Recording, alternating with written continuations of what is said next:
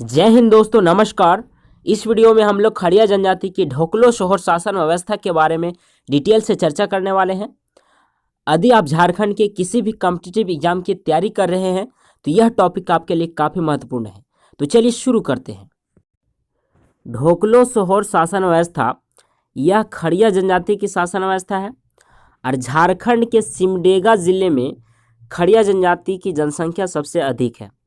और सिमडेगा में एक क्षेत्र है बीरू क्षेत्र, जहाँ पे सबसे ज़्यादा निवास करते हैं और बीरू क्षेत्र काफ़ी प्रसिद्ध है खड़िया जनजाति के लिए। इनके गांव की जो सबसे बड़ी विशेषता है, एग्जाम में पूछा जा सकता है कि एक गांव में एक ही गोत्र के लोग होते हैं। वेरी वेरी इंपॉर्टेंट है। पूछा जा सकता है कि किस जनजाति की गांव की एक विशेषता है कि एक गांव में एक ही गोत्र के लोग होते हैं, तो क्या हो जाएगा? खड़िया जनजाति की गांव। आगे बढ़ते हैं। यहाँ पे देखिए, ढोकलो का मतलब क्या होता है? ढोकलो का अर्थ होता है सभा या बैठक, और सोहर का क्या अर्थ होता है? सोहर का अर्थ होता है सभापति, यानी बैठक यानी सभा का सभापति। चलिए आगे बढ़ते हैं। देखिए, खड़िया जनजाति है, इनकी 3 उपजातियां हैं। ये क्यों पढ़ रहे हैं आगे हम क्लियर हो जाएगा। देखिए, खड़िया जनजाति की जो 3 उपजातियां हैं कौन कौन है? एक है दूध खड़िया, एक है ढेकली खड़िया और एक है पहाड़ी खड़िया। इनमें से जो सबसे ज़्यादा उन्नत है यानी विकसित जो है वो है दूध खड़िया। दूध खड़िया जो है ये सबसे ज़्यादा विकसित है। इससे कम विकसित है ढेकली खड़िया, और सबसे कम विकसित यानी कि न के बराबर वो है पहाड़ी खड़िया। पहाड़ी खड़िया को पहाड़ी सबर कहते हैं या आप सबर खड़िया भी कह सकते हैं। आगे बढ़ते हैं। देखिए, खड़िया जनजाति की जो 3 उपजातियां हैं, इनमें से दूध खड़िया और ढेकली खड़िया, इनका जो प्रशासनिक प्रधान होता है गाँव का, यानी ग्रामीण प्रधान कौन होता है? तो महतो होता है। कौन? ग्रामीण प्रधान महतो।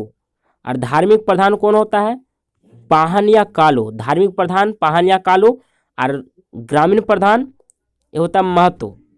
इसी प्रकार से देखेंगे पहाड़ी खड़िया का जो प्रशासनिक प्रधान जो होता है गांव का, यानी ग्रामीण प्रधान कौन होता है? डांडिया। कौन होता है? डांडिया। जबकि धार्मिक प्रधान कौन होता है? देवड़ी। धार्मिक प्रधान कौन? देवड़ी। प्रशासनिक प्रधान कौन? डांडिया।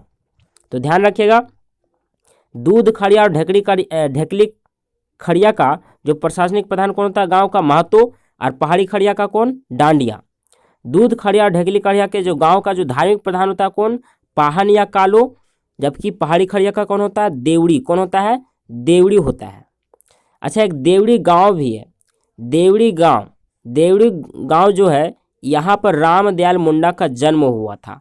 कहाँ पे? देवड़ी गांव में। तो इससे भी आप जरूर याद रखें। चलिए आगे बढ़ते हैं। अच्छा, एक बात और है कि जो पहाड़ी खड़िया है, पहाड़ी खड़िया इसका 2 और नाम है। कौन कौन? एगो पहाड़ी सबर और एगो सबर खड़िया। कौन कौन? पहाड़ी खड़िया, पहाड़ी सबर और सबर खड़िया, ये 3 नाम इसके हैं। तो ध्यान रखिएगा। आगे बढ़ते हैं। अब देखिए, जो ग्रामीण स्तर पर जो प्रशासन है इसके बारे में थोड़ा सा जान लेते हैं। ग्रामीण स्तर पर देखेंगे तो ग्राम का जो प्रधान होता है वो कौन होता है? महतो या डांडिया होता है। महतो कहाँ पे होता है? डांडिया कहाँ पे होता है? हमने बता दिया। महतो देखेंगे तो दूध खड़िया और ढेकली खड़िया का जो ग्रामीण प्रधान होता है वो महतो होता है, जबकि पहाड़ी खड़िया का कौन होता है? डांडिया होता है। इसके बारे में जान लेते हैं। इसका जो पद होता है क्या होता है? वंशानुगत होता है। क्या होता है? वंशानुगत होता है। और इसे हटाया भी जा सकता है। जैसे अगर कोई योग्य नहीं है, ठीक है, तो उसको हटा करके दूसरे को भी बनाया जा सकता है, जो ग्रामीण प्रधान होता है उसे। और इसको कोई वेतन नहीं मिलता है। कभी कभार इसको जमीन दे दिया जाता है, जमीन दिया जाता है सेवा के रूप में, यानी सेवा देने के बदले किसको? महतो को। कभी कभार, ध्यान रखिएगा, कभी कभार ये दिया जाता है, हमेशा नहीं। और ये प्रशासनिक प्रधान होता है गांव का। दूसरा नंबर पे देखेंगे पाहन या कालो। पाहन क्या होता है? कि धार्मिक प्रधान होता है पाहन। ये भी पद क्या होता है? वंशानुगत होता है, और इसे भी हटाया जा सकता है। जैसे कोई भी अगर पाहन या कालो योग्य नहीं है तो उसे हटाया जा सकता है, ठीक है। और इसको जो जमीन मिलता है ये मिलता है पहनई जमीन। कौन जमीन मिलता है? पहनई जमीन मिलता है, और अनिवार्य है, अनिवार्य रूप से इसको दिया ही जाता है। देखिए, महतो को कभी कभार मिलता है, लेकिन पाहन को हमेशा यानी कि अनिवार्य रूप से देना ही पड़ता है, ठीक है। और ये जो जमीन इसको जो दिया जाता है पाहन को, इस जमीन पे जो भी उपज होता है उसको कुछ अपने लिए, अपने खाने के लिए रख लेता है। बाकी जो बचता है उसको धार्मिक कार्यों में लगाता है। ध्यान रखिएगा, कुछ को अपने खाने भर रख लेता है, बाकी जो बच जाता है उसे धार्मिक कार्यों में लगाता है। इसको लगाना पड़ता है किसको? पाहन को। किस जमीन का उपज? तो जो इसको सेवा के बदले जो जमीन मिलता है, पहनई जमीन, इस पे जो उपज होता है उसका। चलिए आगे बढ़ते हैं। तीसरा होता है करटाहा। ये सबसे इंपॉर्टेंट है करटाहा। यहाँ से प्रश्न बहुत ज़्यादा आते हैं। देखिए करटाहा का चुनाव होता है, ये पद वंशानुगत है, ध्यान रखिएगा। महतो और पाहन दोनों का क्या हो, दोनों का जो पद है ये क्या है? वंशानुगत है, इसे हटाया जा सकता है अगर योग्य नहीं है तो। लेकिन करटाहा है, इसका चुनाव होता है, ठीक है। ये पद वंशानुगत नहीं है। करटाहा का क्या काम है? तो दंड देना इसका मुख्य काम है, किसका? करटाहा का। और फैसला जो सुनाया जाता है ये महतो या डांडिया का होना अनिवार्य है। यानी कि जब भी फैसला सुनाया जाएगा किसी व्यक्ति को, दंड का या फिर किसी भी का, तो उस महतो या डांडिया का होना अनिवार्य, कोई रहे या ना रहे, लेकिन महतो या डांडिया का होना अनिवार्य है। इसके बाद देखिए करटाहा का और क्या काम है? तो भात भितार करना। क्या क्या करना? भात भितार करना। भात भितार क्या होता है? ये तो शुद्धिकरण या वापस समाज में लाना। जैसे किसी व्यक्ति को बिटलाहा दंड दिया गया है, जैसे निकाल दिया गया समाज से, ठीक है, तो उसे वापस समाज में लाने के लिए जो वापस समाज में लाया जाता है तो उसी को बोला जाता है भात भितार करना या फिर शुद्धिकरण करना, ठीक। ये इसका काम हो गया, किसका? ये एक इसका काम है करटाहा का। इसके बाद अगला क्या काम है इसका? बैठक की मेजबानी करना। अगर कहीं पर भी सभा हो रहा है तो उसका बैठक का मेजबानी करता है करटाहा, कि कहाँ पे बैठक होना चाहिए, कब होना चाहिए, सारा कुछ व्यवस्था है या नहीं है, तो ये इसका काम है। अगला इसका जो काम है ये है खड़िया राजा। खड़िया राजा के पास सूचनाओं को पहुंचाना। अब खड़िया राजा क्या होता है आगे हम जानेंगे। देखिए खड़िया राजा सबसे ऊपर में होता है, तो उसके पास सूचनाओं को कौन पहुंचाता है? करटाहा ही पहुंचाता है। तो करटाहा के कितने काम हो गए इसको देखिए। करटाहा का क्या होता है? चुनाव होता है, फिर से इसको जान लेते हैं। चुनाव होता है, इसका काम है दंड देना, और फैसले जो सुनाए जाते हैं महतो और डांडिया के उस समय इन दोनों का होना अनिवार्य है। भात भितार करना नहीं, भात भितार करना किसका काम है? करटाहा का काम है। फिर समाज में बैठक की मेजबानी करना, बैठक की मेजबानी करना किसका काम है? करटाहा का काम है। और खड़िया राजा तक सूचनाओं को पहुंचाना भी किसका काम है? करटाहा का काम है। चलिए आगे देखते हैं। ये था ग्रामीण स्तर पर। 3 या 3 से अधिक करटाहा मिल करके क्या बनाता है? रेड बनाता है। क्या बनाता है? रेड बनाता है। देखिए 3 गांव के करटाहा मिल गया या 3 से अधिक गांव के करटाहा मिल गया तो सभी मिलकर के क्या बनाया? एक रेड का निर्माण किया। किसका निर्माण किया? रेड का निर्माण किया। और रेड का जो प्रधान होगा, ठीक है, यानी प्रशासनिक प्रधान होगा, ये कौन होगा? परगना राजा। कौन होगा? परगना राजा। परगना राजा कौन होता है? तो रेड का प्रधान होता है। रेड का निर्माण कैसे होता है? तो 3 या 3 से अधिक करटाहा मिलकर के क्या बनाते हैं? रेड बनाते हैं। और देखिए इससे जो ऊपर होता है सबसे ऊंचा पद होता है खड़िया राजा का। किसका होता है? खड़िया राजा का। और खड़िया राजा को ही ढोकलो सोहर कहा जाता है। और खड़िया राजा किसका प्रधान होता है? तो ढोकलो सोहर का एक प्रधान होता है। अब देखिए यहाँ जो सबसे इम्पोर्टेंट प्रश्न पूछा जाता है कि ढोकलो सोहर का एक वर्ष में कितनी बार सभा होती है? तो ढोकलो सोहर का एक वर्ष में एक बार सभा होती है। कितनी बार? एक बार। किसका? ढोकलो सोहर का। और ढोकलो सोहर का जो प्रधान होता है कौन होता है? ये होता है खड़िया राजा। सबसे ऊपर कौन होता है प्रशासनिक प्रधान में? तो खड़िया राजा ही होता है। इसके नीचे कौन? परगना राजा। इसके नीचे कौन? करटाहा।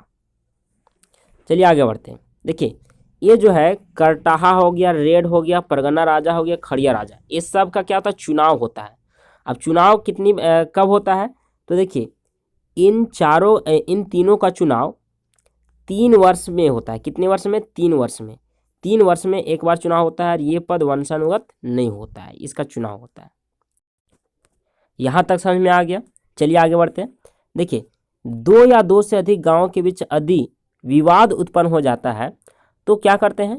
तो ये आपस के जो 2-3 गांव हैं ये मिल करके क्या बनाते हैं? खूंट का निर्माण करते हैं। किसका निर्माण करते हैं? खूंट का निर्माण करते हैं। इसलिए करते हैं ताकि आपसी विवाद को खत्म किया जा सके। तो खूंट का निर्माण कैसे होता है? तो आपस के 2-4 गांव मिलकर के क्या बनाते हैं? खूंट बनाते हैं। और इसका प्रधान कौन होता है? इसका प्रधान होता है खड़िया घाट। कौन होता है? खड़िया घाट होता है। इसको हम क्षेत्रीय प्रशासन कह सकते हैं। तो खूंट का प्रधान कौन? खड़िया घाट। अब खड़िया घाट का चुनाव कैसे होता है? तो देखिए खड़िया घाट के चुनाव देखिए इसमें क्या होता है कि जैसे एक खूंट में जितने सारे गांव शामिल होते हैं तो इस गुट में जितने सारे गांव शामिल होते हैं उस गांव के करटाहा जमा होते हैं। क्या होते हैं? करटाहा एक जगह पे क्या होते हैं? जमा होते हैं। और करटाहा जमा होकर के क्या करते हैं? मतदान करते हैं।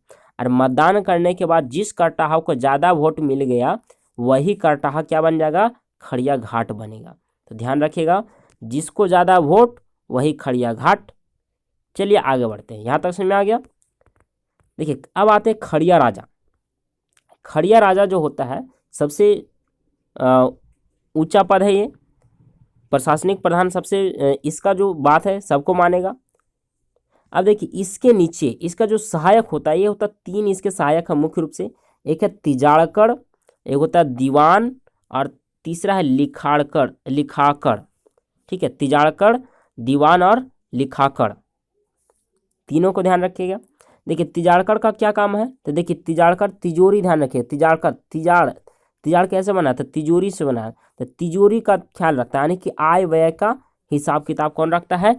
तिजाड़कड़ रखता है। कौन? तिजाड़कड़ रखता है।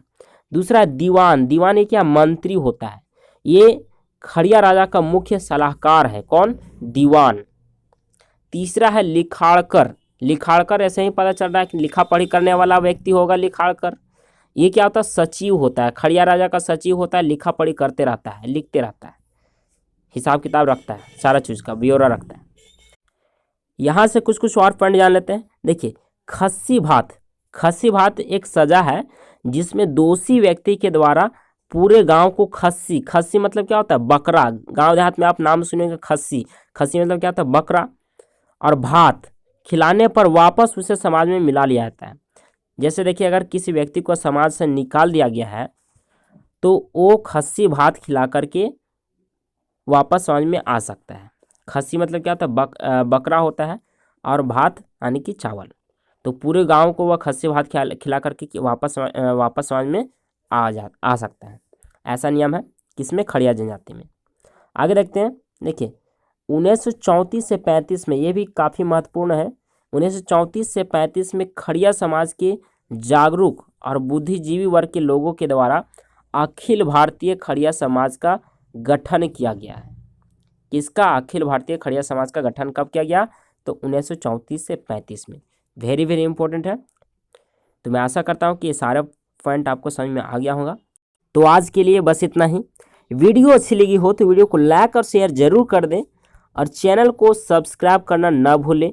बस मेरा लाल बटन क्लिक हो जाना चाहिए। धन्यवाद।